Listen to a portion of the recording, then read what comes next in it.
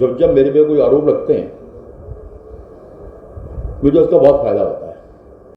अपने फायदे की गारंटी देने वाले ये माननीय मंत्री गणेश जोशी हैं और इन पर आरोप आय से अधिक संपत्ति का लगा है।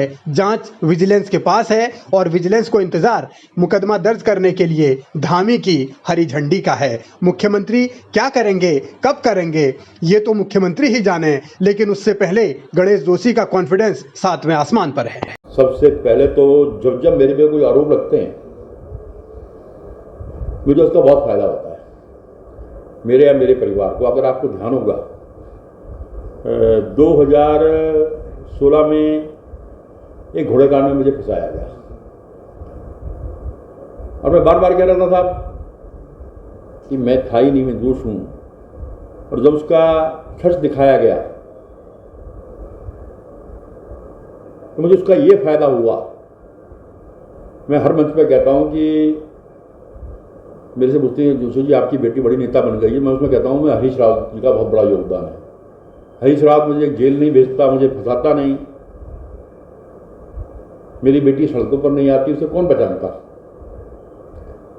आज उसको पहचान मिली है, आज वो राष्ट्रीय नेता बन गई है।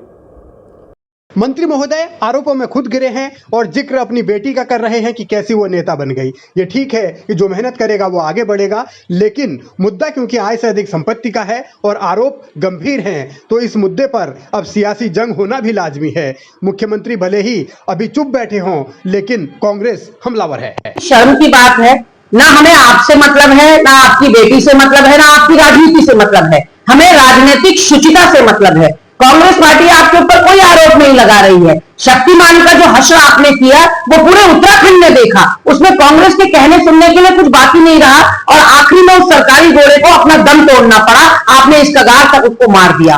और उसके अलावा जितने भी आपके ऊपर आरोप लगते हैं उसके जो प्रमाण है, जो साक्ष्य और सबूत है वो पुख्ता है। चाहे वो उद्यान घोटाला हो, सीबीआई हमारे अंडर में तो है नहीं, वो तो सेंट्रल एजेंसी है, वो तो केंद्र का उपक्रम है। सीबीआई ने आपके विभाग उद्यान घोटाला हुआ है, करोड़ों की बंदर बांट हुई है, ये उसने कहा।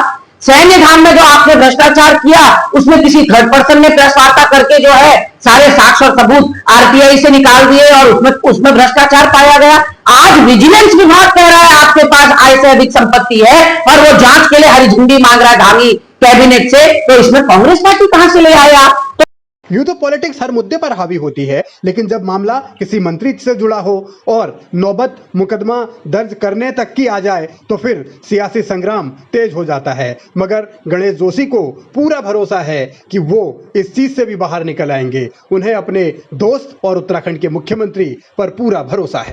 ने कहा गया कि 16 साल में 17 साल में मेरे दामाद की संपत्ति को जोड़कर, मेरी बेटी की संपत्ति को जोड़कर, तो मेरा दामाद मुझसे अलग है, उसकी एक हैंडसम सैलरी है, मर्चेंट नेवी में अफसर है।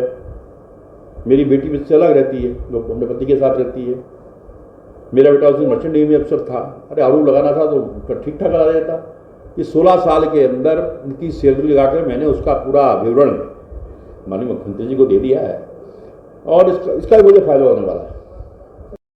आरोपों में घिरे मंत्री एक बार फिर अपने फायदे का दावा कर रहे हैं, मगर बड़ा सवाल यह है कि मंत्री ने अगर कोई फाइल या संपत्ति का ब्यौरा धामी को भेजा है तो क्या उन्हें वो मिला है या नहीं मिला है। अगर मिल गया है तो उन्होंने क्या क्या पढ़ा है और अगर नहीं मिला है तो फिर क्या मंत्री झूठ बोल रहे हैं। बहरहाल सवाल तो यही है कि मुख्यमंत्री क्या फैसला लेंगे, क्योंकि विजिलेंस को इंतजार है धामी के निर्णय का, धामी के फैसले का कि उनके मंत्री पर केस किया जाए या नहीं किया जाए। लेकिन गणेश जोशी जिस अंदाज में कॉन्फिडेंट दिख रहे हैं उससे तो यही लगता है कि उन्हें सब पता है कि उनका कोई कुछ नहीं बिगाड़ सकता।